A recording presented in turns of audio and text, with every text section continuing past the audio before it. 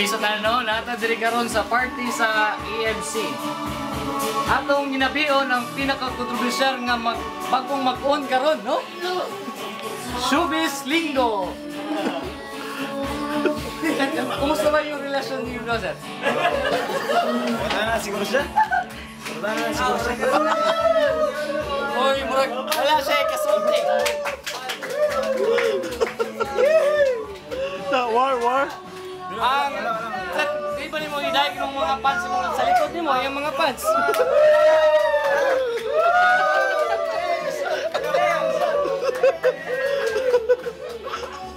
Ma'am, kani imong trato nga nung dinay man ka nga uyab ka mo?